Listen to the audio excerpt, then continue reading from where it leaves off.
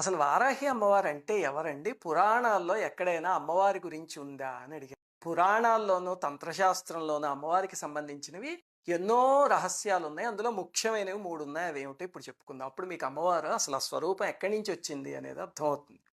అన్నిటికన్నా ముఖ్యమైనది ఏమిటంటే బ్రహ్మాండ పురాణంలో లలితోపాఖ్యానము అని ఉంది. అంటే లలితాదేవి చరిత్ర. మనం లలితా సహస్రనామంలో చదువుకునేది ఆ అమ్మవారి చరిత్రే కదా! ఆ అమ్మవారు భండాసురుడు అనే రాక్షసుణ్ణి నాశనం చేయడానికి ఆవిర్భవించారు. అమ్మలందరికీ మూలపుటమ్మ. అయితే దేవతలందరూ అమ్మ మేము కూడా మీకు సహకరిస్తాము అంటే, నాయన మీరు సహకరించలేరు, మీరెవ్వరూ చేయలేరు ఈ పని. నేను నాలోంచే ఒక సృష్టిని ప్రారంభిస్తాను అని చెప్పి అమ్మవారు తనలోంచి ఒక సృష్టిని చేశారు. అప్పుడు అమ్మవారి హృదయంలోంచి బాలా త్రిపుర సుందరి దేవి పుట్టారు. చిన్న అమ్మవారు. అమ్మవారి బుద్ధిశక్తి నుంచి శ్యామలాదేవి పుట్టారు. అమ్మవారికి, లలితమ్మవారికి నేను అనే ప్రజ్ఞ ఉంటుంది కదా! అహం అని.